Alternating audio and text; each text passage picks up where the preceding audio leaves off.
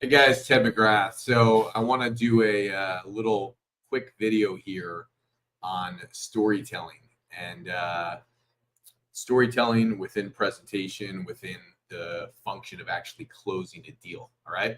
So I've been, doing presentations online for the last 10 to 12 years. I've been speaking on stages for the last 20 years. And the one thing that I've learned about stage presentations and also virtual presentations is it's more of an art form than it is an actual process. All right. And so, if you're going to sell anything today, whether it's selling through a presentation or whether it's selling on a stage where you're physically in person, there's really three things you need to actually sell. And there's three things you need to present well. And there's three things you need to actually get a customer interested to want to work with you. Okay.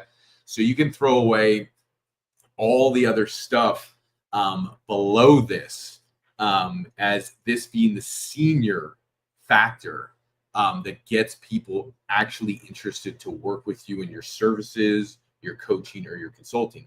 It's not your funnel and how good your actual sales funnel is, even though that process is important, it's secondary. It's also not your product, because if you can't say what you want to say in the way you want to say it, and you can't say it in a very simple way to people, and you can't communicate it through story, then it's never really going to sell. Okay. Now, I know this because I've sold from all different kinds of platforms around the world. I've sold where I've, sold 67% of the room where they run back to the room and they're buying products like crazy. I sold $200,000 packages from the stage. I've sold, I've had million dollar plus weeks online selling stuff. And it boils down to three very specific things. Number one is storytelling. Number two is presenting. And number three is the close. And it's actually an art form in how you do all three of these together. Now, you could actually break down the basic structure of a presentation and say, what should actually go in a presentation for you to be successful, engaging, and get somebody to buy from you. Okay. And you could break it down to a structure. Now, I'll give you the structure, but I'm going to tell you what's senior to the structure is the art form. So today I'm going to go into the basic structure, and then I'm going to go into the art form of how you actually use the structure so it can be fun. Because let's face it, when you're presenting with a structure, it's extremely boring. Nobody's really interested. And if you're saying anything beyond three steps in a structure, people just tune out.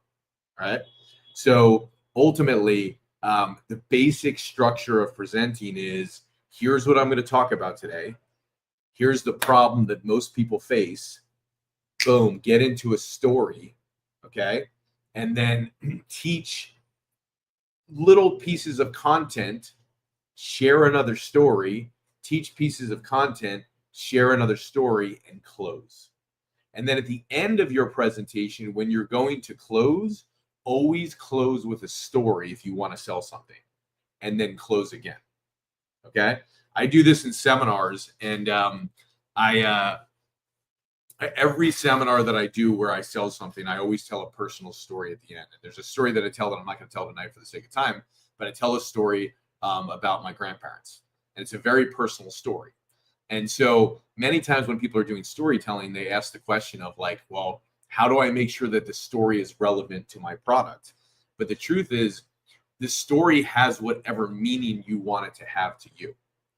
So you could tell any story. Like I tell a story about giving the send-off speech at my grandmother's funeral, and I tell this from the stage, and I tell it at the end of my pitch, and it's a very personal story to me. It's very real. It's one of the most proud presentations I've ever done, where I gave the send-off speech at my actual grandma's funeral, and people were crying and they were laughing, and I tell that at the end of my pitch when I'm in a seminar.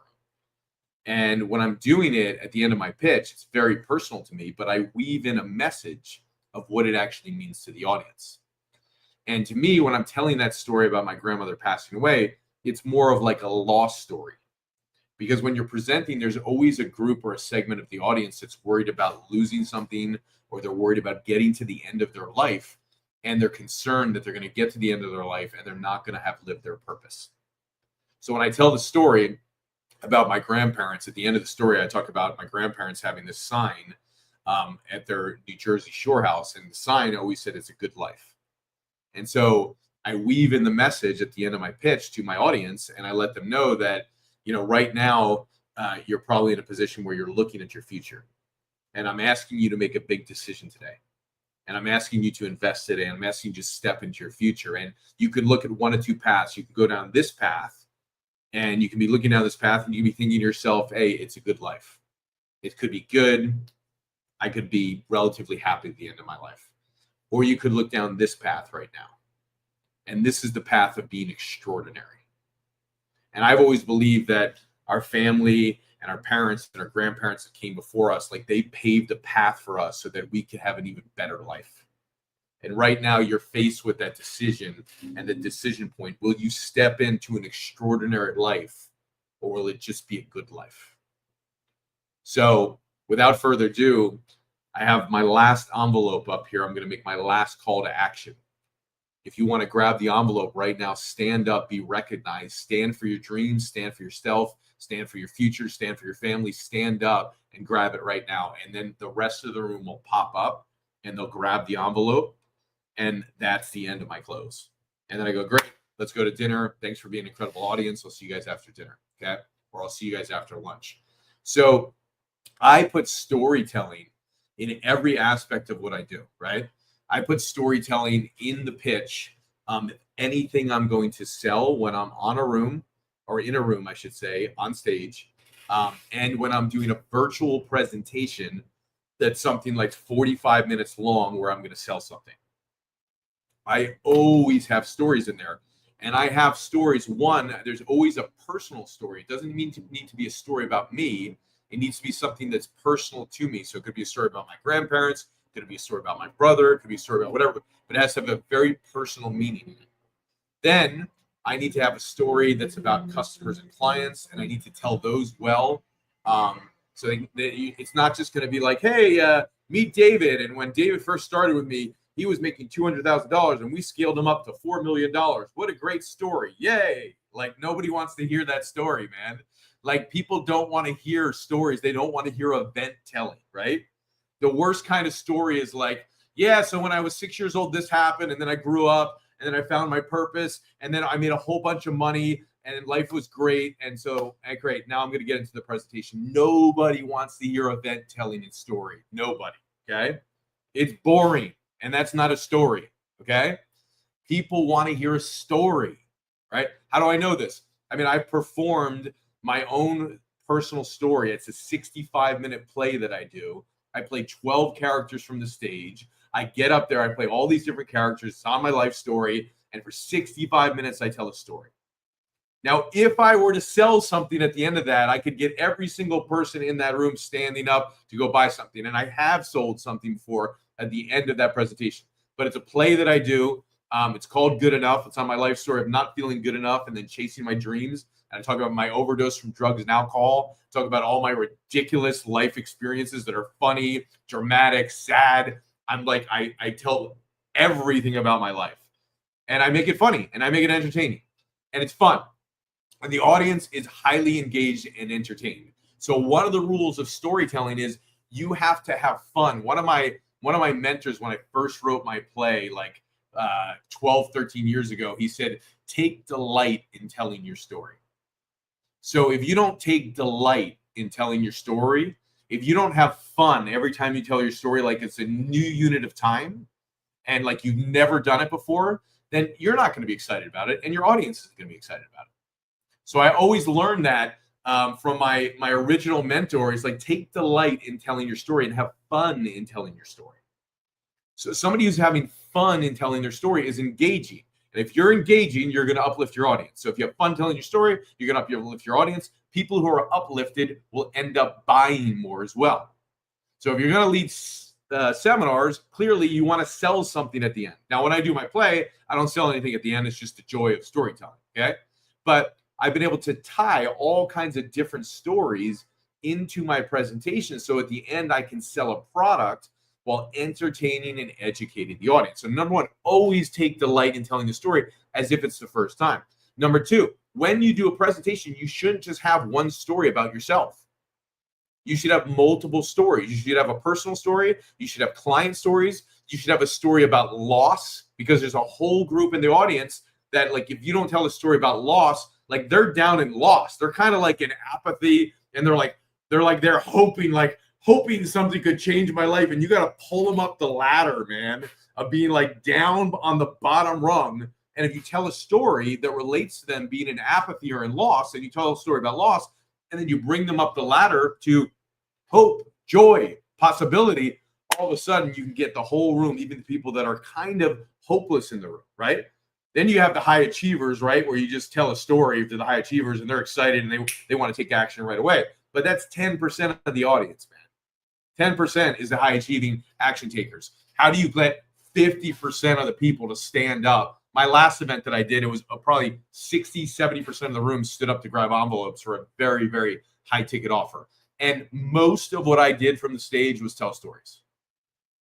So the storytelling, the pitch, right? Because people want to know, how do you pitch, right? But most of the pitch is actually done properly by good stories. And if you don't have good stories, then you can get up there and you can follow the process of like, great, okay, I'm going to teach a little bit to somebody. I'm going to then I'm going to talk about my investment. I'm going to give the high value of my investment. I'm going to cross out the price. I'm going to tell them today's only special pricing, right? I'm going to give them a call to action. I'm going to handle the objections that the audience has. As I handle those objections, I'm going to come back. I'm going to make the call to action again. I'm going to handle the objections again. I'm going to come back and I'm going to make the call to action. That's process selling, right? And it works. You should have some process in your selling, right? I just gave you some gold on that one, right? So process selling is knowing the process of sales, right? I'll just give it to you real fast, right? When you get into the pitch, right? You have the content, you have the presentation portion of it, you have the storytelling portion of it, which you weave in and out, but then you have the pitch. And the pitch, you don't make a pitch without doing contrast pricing. You just don't. Okay? Why, right? Now, you shouldn't sit up there like a used car salesman, right? And sit there and go, okay, the price of this program is $64,973.82. And today only, you're going to get it for $14,000. You shouldn't do that, right? Okay? All right. God knows I made those mistakes earlier in my career, and I probably did some shit like that. Okay? You shouldn't do that. What you do with a pitch is you tell people the value of what you're offering up, right? So I don't have to tell you that this thing's $100,000 today. I can tell you the value is $100,000, and I can tell you why it's worth $100,000. But I'm not telling you that the price is $100,000, because it's not, right? Unless I'm selling something that's $100,000, okay? And I've sold stuff. I've sold many $100,000 packages from the stage. I've even sold $200,000 packages from the stage. So I know how to sell them, okay? Okay. So when I'm pitching something though that is maybe $30,000, I'm going to talk about the value being $100,000. And I'm going to make a case for everybody in that room why the value is worth $100,000. Even if you're brand new, here's why this is worth $100,000. And I'm going to talk about the cost of inaction, of the cost of when I didn't hire a coach to do this, and when I traveled around the country searching for solutions for a year and a half, and I spent money on advertising, and I spent money on leading seminars, and none of it worked, and I bombed from the stage, and it just didn't work until I figured the secret formula, right? So you build value, and you say, this is the value, and this is the value because I made so many damn mistakes along the way, and I lost so much damn money along the way, which is true, man. Like anybody who's ever built something of high magnitude lost a shitload of money, man. So when you're presented to an audience, tell them that. Does this make sense? You tell them, here's the value of my program, right? And then you tell them the cost. So even if you're brand new going on this venture, it's going to cost you a fortune to do this. And because you're going to make all these mistakes. Okay? I remember when I was 22 years old, right? I was like, my boss is like, I was in the life insurance business. My boss is like, who in the room wants to do seminars? I'm like, I'll do them. I'll do the seminars. I was like green enough and young enough and dumb enough to do them, right? And so I was practicing for the seminar, right? And at 22 years old, you don't know shit, right? So all I could do is memorize the script to the seminar, right? Because I'm 22, I'm in the finance business. What do I know? I look like I'm 14, right? So all I could do was memorize the script to this presentation that I had to give, right? And it was like my third time giving the presentation, and I was slotted to go give this presentation to like a CPA firm, like 10 people who are CPAs sitting around this table. And I remember walking into this room, and there's 10 CPAs sitting there, right? And they got like pocket protectors coming out of their pockets, man. Number 2 pencils falling out of their ass, man. I'm like 21 years old. They're like 60 years old. I'm like, this is going to be a tough one to win, right? So I walk up on stage and I start delivering the talk. And like 2 minutes into the talk, I forget my lines. I mean, I go completely blank, right?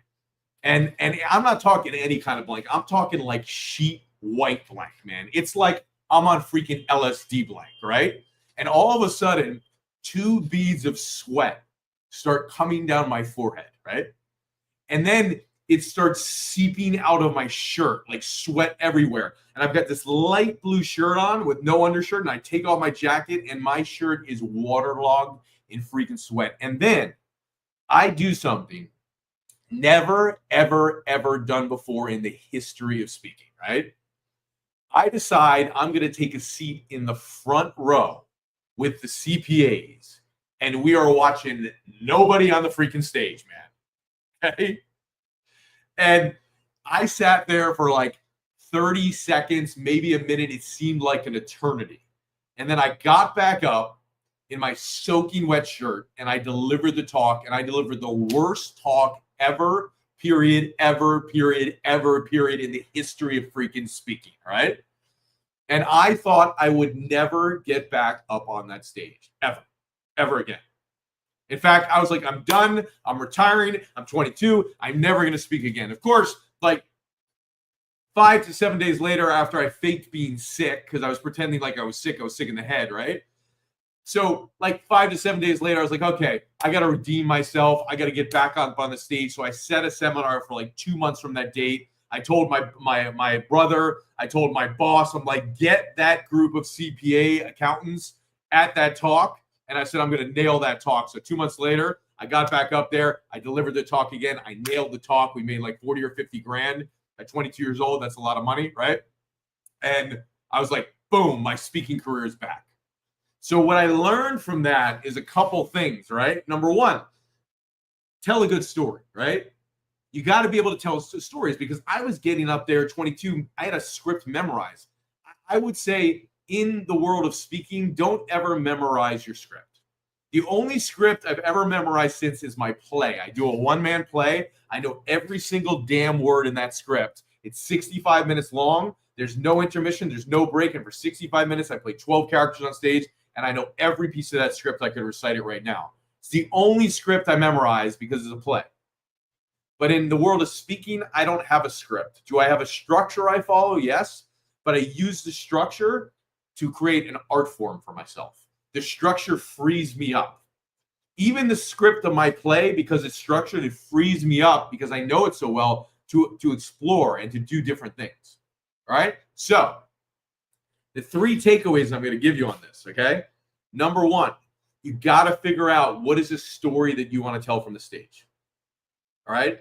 And so many times when I say, hey, figure out a story, somebody will say to me like, Ted, my story has no relation whatsoever to my product or service. Like, why would I tell the story? I'm like, no. Your story has the meaning you give it. Right. So I'll tell the story about passing out on stage to an audience. I'll tell a story about overdosing from drugs and alcohol to an audience. I'll tell a story about my grandmother, passing away, and me giving off the send-off speech. And it's like this amazing story, right? Doesn't sound great, but it's an amazing story. I'll tell all kinds of stories. I'll tell crazy stories about clients. I have all these stories that I tell. And so some of them, they don't even appear to relate to the product that I'm selling at all. But I have a specific meaning of what it means to me. And then I tie the thread of the meaning of the story to the product or service that I'm selling. Does this make sense? So story, pick a story. What does the story mean to you? And tie the meaning to your product or service. You come up with anything. Like if you're just joining us earlier on, Like I literally have a specific meaning in the send-off speech that I personally gave at my grandma's funeral. And there's a specific meaning that it has for me personally. And then I tie it to the future of the audience's life and I give meaning to them on it, whatever it's going to mean to them, right? So you can always find meaning in a story, and you can always tie that story to what you think your audience wants. Okay. Second thing is tell stories to break up the content. All right. So like if you're going to give a presentation from the stage that say is 60 minutes long, like if you're going to sell something like that's $2,000, you probably need about 60 minutes on a webinar. You need 60 minutes from a stage to sell something $2,000, right? If you're going to sell something that's $30,000 from the stage or $100,000 from the stage, you need to have the audience for a couple days. Okay. When I sell a 100K package, I have an audience there for at least 3 days. And on the second day in the afternoon, I pitched 100K. When I have a 30K offer, I do an audience for at least 3 days, and I'll pitch the offer the morning before lunch on the second day. Okay. So I always know, like with my offers, I'm not going to sell a $30,000 offer in an hour talk. If I have 3 days with an audience, I'm going to pitch it, right? If I'm doing a virtual seminar online, like during COVID, we cleaned up, man. We were just doing virtual seminars all the time, like 3-day virtual seminars. And then I would pitch on day 2 and pitch on day 3. And the other thing is, if you're going to lead a seminar, I always pitch on day 2 and I repitch on day 3. Okay. Pitch on day 2, repitch on day 3. All right. Now, in your presentation, I would suggest 3 to 5 bullet points of what you want to teach. That's it. Don't do anything more, particularly when you're making a pitch. And if you're making a pitch, I wouldn't go past 5 bullet points of what's in your program. I don't care how great it is. Like there's 14 million things. Hit the 3 to 5 things very solidly. Don't lose people in the content of your product. When you are selling, I promise you this, you are not selling your product as much as you think you are.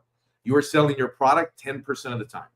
What you're selling is stories, and you're selling through story. And what you're selling is people on a bigger future. That's what you're selling. And if you can entertain them with story, if you can understand what are the common objections they have in your seminar room, and you can address them with storytelling, you can win big. All right. I have a funny ass story that I'm not going to tell tonight because it's too long, but I have a really funny story where I got myself in some trouble early in my career. And then I had to end up buying, like for this thought leader, like $15,000 worth of their books, because this guy and I said that we would promote them and sell them, and we didn't sell shit. So I bought $15,000 worth of books to honor my commitment and my word. And it's a funny story. And the whole message of the story is like, if you're listening to it, I spent all this dough, $15,000 on books. And then I ended up throwing every damn one of those books out at the end. But I spent $15,000 on books. So like if I'm talking to people about making a $30,000 investment and I spent 15 grand on books that I did nothing with, and I figured out how to recoup that investment, which was a huge mistake, the audience is listening and going, wow, this guy spent 15,000 on books. He did nothing with it. I can invest $30,000 in an incredible program. So I have a money story all the time. Okay. When I'm leading a seminar, always have a money story. So you want to have a personal story, you want to have a money story, you want to have a story of loss, and you want to have client stories. Okay. And what is the basic structure of a story? Like, okay, it's the art of storytelling. When I tell a story, I get into it, but there's a basic, simple structure, right? 1, what's the moment of loss? What's the pit, right? You got to drop us down into a pit where the audience is just like, oh my God, how is this dude going to get out of this thing? Okay. So you got to drop us down into a pit. All right. And then you got to take us on a little bit of a search for like the answers, like pit, moment, loss, search to find the solutions, boom, breakthrough. Pit, search, breakthrough. That's the basis of the story. Pit, search, breakthrough. And what I like to do, if you're going to tell a long story, if you ever want to tell a long story, like if you ever want to do like, I would love to work with somebody on a one-man play. I've been doing my one-man play for the last 10 years. I just did it at the Edinburgh Fringe Festival, largest theater festival in the world. I did a 6-week run in Los Angeles. I've traveled around the globe and I've done it. It's one of the most fun things. So if you ever want to craft like a really compelling, fun story, then throughout it, you want to bring them up. You You want to drop them. You want to bring them up. You want to drop them. You want to bring them up. You want to drop them. You want to bring them up. You want to drop them. You want to bring them up. You want to drop them the whole way through. You want to be bringing them up, dropping them, dropping them, dropping them. You want to do it the whole way through. Okay. So know your stories, right? If you're going to be a presenter and you're going to speak, know your stories. Personal story, money story, loss story, stories about clients. Okay. Second thing is weave those stories throughout the presentation. Okay. Give some content, tell a story. All right. Like I'll give you an example of a money story. Okay. So I'm doing a seminar and I'm talking to this audience and I was like, hey, you know, when I was making an offer like this before, at all my seminars, I make the audience stand up and grab the envelope if they want the offer. So I make the pitch, I tell them the price point, whether it's 30 grand, 50, 100 grand. And if they want it, they stand up in front of everybody and they grab the envelope. So I'm about to tell people, I'm about to ask people to stand up and grab the envelope, right? And so so I drop it and I tell the story. I said, you know, there's a client of mine, David Mailer, who came to a seminar like this. And in fact, he was brought here as a guest. So now I'm talking to people who are also guests in the room too, because people in the room as guests don't think they're here, or as you're talking about an offer, people who are guests are like, no, I was just a guest. He's not talking to me. So I tell the story about David, right? So I'm like, so David Mailer shows up to my seminar. He comes here as a guest. He's a chiropractor, right? And so he's in the audience, and I make an offer. And it's like, just in a moment, I'm going to make an offer to all of you, and I'm going to hold up an envelope, and whoever wants this offer, I'm going to have you stand up and grab the envelope, so you're standing for your dreams and your future. So I'm doing this in the room with David, and I make the offer, and he's one of the first ones up, and he grabs the envelope. Him and his fiance, or him and his wife, or him and his girlfriend, right? And they grab the envelope, and then they request a meeting with me. They're like, we so want to meet with Ted. We're going to do this thing, right? So I'm like, great. I sit down a few hours later and I meet with David and I meet with Kathleen, and we're sitting there having a conversation. I'm like, great. Sounds like you're interested in doing this. I said, at the time, my offer was $100,000. I'm not going to offer that to you today, but when I made the offer to David, it was 100 grand, right? And I'm sitting down. I'm like, great. So you ready to do this thing? He's like, yes, we're ready to do this thing. I'm like, great. How are you going to pay for this thing? And he goes, man, we don't have the money. And I'm like, oh. So like, what inspired you to actually show up and stand up? Like, you stood up and grabbed the envelope. You were like one of the first ones to pop. Like, what inspired you to stand up and grab the envelope? He's like, we just know we have to do this. And his girlfriend at the time, she's like, we know we have to do this. We know we have to do this. And I'm like, great. So let me just kind of take you through the money conversation here. So like, you got any money in savings or checking? It's like, no, like barely anything, like $1,000. I'm like, great. So your income at your job, what are you making? You making like 100,000, 200,000 a year? I make $200,000 a year. Great. So you make 200 grand in your chiropractic office. Like, you put any of that money away? Nah, I've never invested. I just kind of spend it. Okay.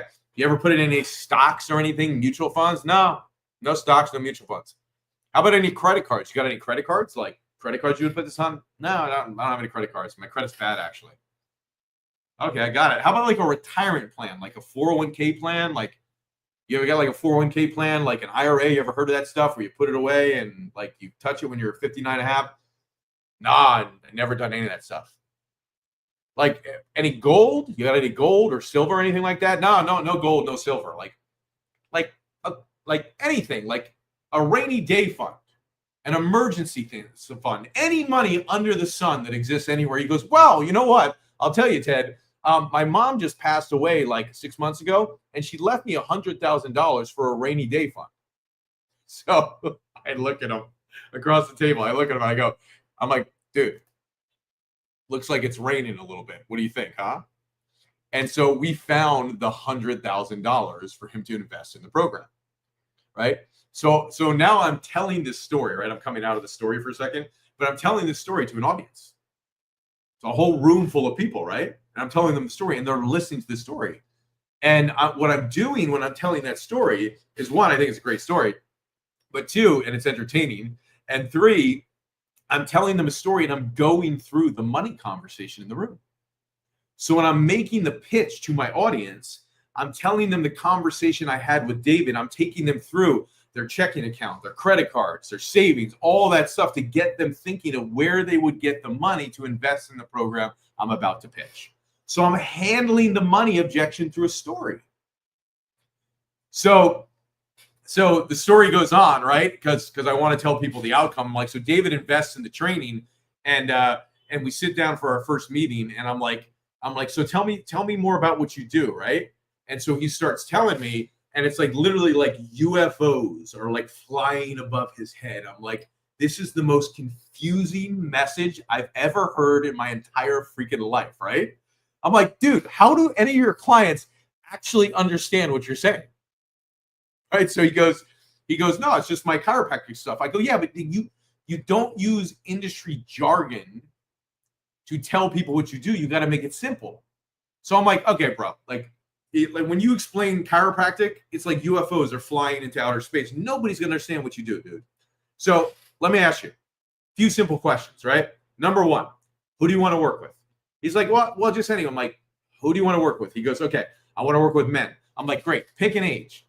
He's like, well, maybe 40, 50, 60. I'm like, pick an age, dude. He's like 45. I'm like, great. So he says 45. And I go, great. What are the 3 outcomes that men are going to get when you work on them from a chiropractic standpoint? And he goes, any man? I go, no. Let's pick an entrepreneur. I go, your problem is you're working with people who don't have any money. Right? There's this great video that I think 50 Cent puts out. And he goes, hey, this is a bottle of water. Right? And he goes, this bottle of water here is $1. And he goes, and then when you go to a store, it's $3. And then when you're on an airplane, it's $7. But it's the same bottle of water. So sometimes you have to be in the right place, right? At the right time with the right people for your value to be recognized. So I said to David, as I'm looking at him, I go, dude, like you got to pick the right group of people. And your outcomes are going to be totally different. So I said, if you're working on men, and let's say you're working on somebody like me, because he did work on me. I said, when I get off the table working with you, I have more energy, I have more power, I have more passion. I'm like, bro, I'm on fire when I get off the table, dude. I'm like, so if you want to work with men, why don't we just let's take a page out of Denzel Washington's book. Let's call your brand Man on Fire. And that day, Man on Fire, the brand was born. We took him from a chiropractic office making $200,000. And eventually he started doing seminars. His first year, he did about $500,000 in revenue under my coaching on how to do seminars and how to speak from the stage and how to sell from the stage. We took him online. Then he built the business up, and then he scaled to $4 million in revenue. He went from $200,000 to $4 million in revenue. Okay. So I tell that story to the audience, and I tell them the story about my client, David. And so as I'm telling the story, one, it's a fun story. Two, I'm taking the entire audience through the money conversation through a story, guys. And by the time I do that story, pretty much everybody in the room is handled on money. Because now they're thinking not about the money they don't have through the story I told, because I had David look at every single area of his life for money, and he found $100,000, right? On a rainy day fund. Because I took him through that process in the story, I took the audience through the entire process. And through engaging, fun, entertaining stories where people are laughing and they're like, oh, I got that same problem with my message. I got that same problem. They're having fun. And at the same time, I'm handling their money objections that I'm selling. And at the end of the day, like, they know they're being sold because I'm very overt. And the other thing, when you sell, be overt. Don't hide what you're doing. I tell people at the beginning of the talk when I'm going to sell, literally, when I'm doing this in a seminar room, great. So this talk right here, I'm going to make an offer to you. And I said, so I'm going to teach you some content today. I'm going to tell you some stories, and I'm going to make an offer to you. And pretty soon, in about an hour, I got some envelopes here, and I'm going to hold them up, and I'm going to ask you to stand up for yourself if you want this. So I'm going to get into the presentation. Here's what I'm going to talk about right now. And I literally tell them this when I'm doing a seminar, and I've been with them already for a couple days. I tell them that overtly. But even on the first day of leading a seminar, I let them know, hey, I'm really glad that you're here. I said, and the first thing I do at a seminar is I have people raise their hand and tell me what they want to get out of the weekend. I don't want to start off a presentation when I'm with people and just start talking. When I'm physically with them, I'm like, what do you want to get out of this? Tell me. And I start getting in communication with my audience one by one by one, and I'm in communication. And the number one thing when you're speaking, particularly when you're doing this in a room, because it's very hard on a webinar, but you can get people saying stuff in the chat box, right? But when you're in a seminar room, physically, ask people, what do you want to get out of the weekend? Get in communication with them. And as you get in communication with them, it'll be so much easier to communicate over 3 days. The reason somebody doesn't think they can lead a seminar for a day or 90 minutes or even 3 days, the reason somebody doesn't think they can do it is they don't think they can communicate for that long. But if you get in communication with people in the first few minutes of the seminar, you're already in communication, and you can just keep on communicating for the next 3 days, particularly when you know your stuff. And if you know your stuff and you're an expert in what you do, speaking for 3 days is simply an art form. And if you have those 3 tools in your pocket, tool number 1, really simple, know your stories. If you want to drill anything more than anything, drill your stories, right? Just know what they are. Just write them down, right? Write down, here's the pit of the story, the low point. Here's the search for the answers. Here's the breakthrough. Know your stories. Number 1, that's the first thing in presenting. Know your stories. Number 2, you already know your content. You don't trust that you know your content, because like, how are you really going to teach your content if you're not in the flow and you're not confident, you're not having fun, right? When you're in the flow of stuff, it just comes out. But if you're sitting there going, oh my God, I'm so worried about what I'm going to say. I need to look at the PowerPoint up on the stage and I click the slides. Like, nobody wants to look at a goddamn PowerPoint, dude. Nobody, okay? Not even an engineer with a bow tie stuck up his ass. And I love engineers because they're smart, okay? They don't want to watch a PowerPoint either, okay? They might want a visual there and have the visual so that they have a mass on what you're talking about, but they want to be engaged in the communication by you. They don't want a fucking via, man. They don't want you to take a via. A via is, it would be like if I was talking to you right now, I'm going to look at my text message, take it off the text message and talk back to you. Like, how messed up would that be? Right? I'm going to look at a PowerPoint and like click on the thing and then take it off the PowerPoint and give it back to you. Like, come on, dude. Who does that? Who does that, right? And if you do that, stop. Stop doing that, right? If you want to speak, if you want to get into the art of speaking, the only reason I ever use a PowerPoint is for the audience to have a visual mass on what I'm talking about. So if I'm talking about a funnel in marketing, I have the picture of the funnel up there so they can have the mass of it. But I don't use it to communicate. You see what I'm saying? I don't use it to help me communicate my words. I use it so the audience can see the thing that I'm talking about. Not putting up some words on the PowerPoint so the audience can be reading the PowerPoint with me while I'm reading the PowerPoint. Like, no, dude, no. Nobody wants to watch that. Nobody, okay? So the art of presentation is know your shit, man, know your content. And all you got to do in a presentation is know the 3 things you want to talk about. Know the 3 stories you want to tell. And then when you want to close, know that there are 4 or 5 different objections that you got to handle in the room. But wouldn't it be cool if you were going to close and you had a money objection story, man? Like, sometimes people get afraid of sales, right? I mean, it's the most exhilarating, fun thing in the world. If you haven't gotten up in front of an audience and literally controlled an audience, and when I use control, I use it in the best sense of the word. Good communication is good control, man. Okay, I'm not talking about let me NLP you and try and go into your subconscious. I'm not talking about any of that. I'm overt. I tell you I'm going to sell you. I tell you I want to help you. And then I tell you stories and entertain you and I sell you. And I keep making calls to action to sell you. That's what I do. Okay, and it's fun. And so if you haven't had the fun experience of being in a room to communicate to an audience and tell stories and make an offer and then watch nobody stand or watch a few people stand. I'll tell you a quick thing, okay? Brandon Hawk was a pastor that I trained to speak from the stage, okay? Went on to do $1 million in about 18 months, all right? And so Brandon had never sold anything in his life before he met me. Never a thing. And so he was at one of my seminars. He stood up, he took my big package for, teaching speakers, right?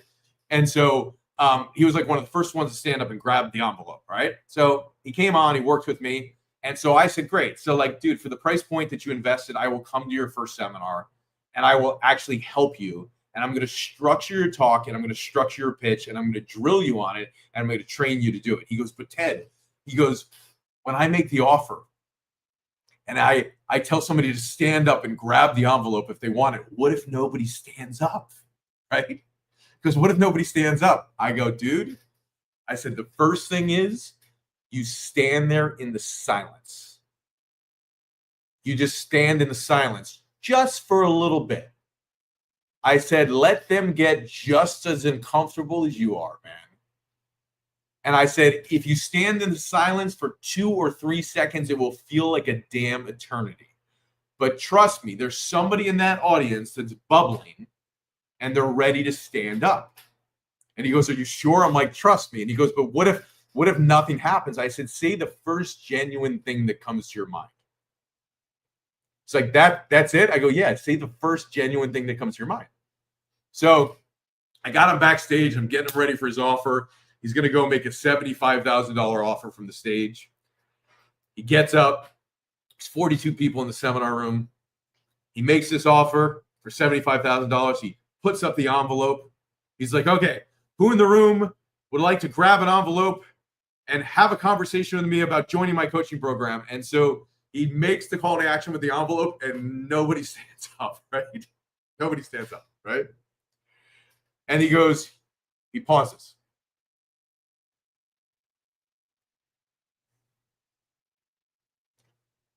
You can feel the tension. And he goes, I got to tell you, I'm a little bit uncomfortable right now. But honestly, like, I'm really here because I want to do this for you and I want to help you. And this is my passion, my purpose in life, to really serve you and help you. And I want to work with one to really help you in your life. And all of a sudden, this woman stands up. She goes, I'll do it. I'm going to do your offer. And then a second person stands up and a third person stands up. And he ends up doing like $221,000 in sales at his first seminar ever. And yeah, is the money fantastic? It's great. But what's even more cool is he developed a skill set to, one, present. And he was already a good speaker because he was a pastor, right? So he had some skills. He got even better at telling stories, number 2. But number 3, he'd learned the art of telling stories and handling objections. And it didn't go like, hey, here's the first envelope and everybody popped afterwards. He made the first call to action. Somebody stood up, told a story. More people stood up, told another story. More people stood up. So when you're making a pitch, you make the first call to action. You told stories before that call to action. So people should be ready to pop. All right. I don't think I've had one time where nobody stood up in an offer. And I'll tell you that in a second. So they should be ready to pop. So normally you'll get some people to pop. My last event, I did so damn well up to the pitch that, I kid you not, in a room full of 100 people, 70% of the room stood. 70% of the room stood for the offer. We didn't have enough on. We had people running around. I couldn't hand out all the envelopes. The whole room just popped like popcorn. It was amazing, right? And I knew that I had done such a good job at telling the stories and getting people excited. By the time the first offer came, they popped. So if you do good stories, you'll always get somebody to pop up. I've never seen it with anybody I haven't trained where they haven't gotten at least somebody to pop up. Then to move the rest of the audience, you got to tell even more stories and you'll get more to pop. And then you got to tell another story to get more to pop. And then you got to do last calls, because last calls will get people to pop. And then what I like to do for my final story, I let people know, thank you very much. We're going to go to lunch in just a moment.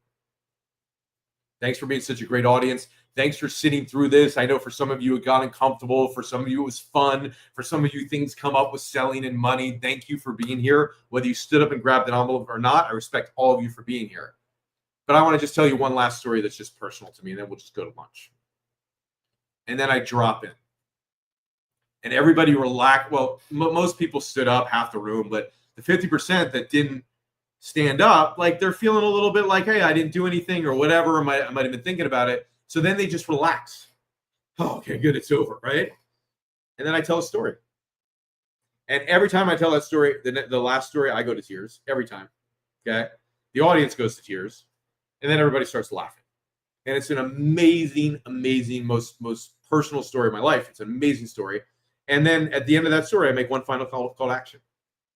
And normally the final call to action, somebody pops. There's like a couple people that are left to pop. I don't know if they're ever going to buy or whatever, but I just do it, give them a last chance.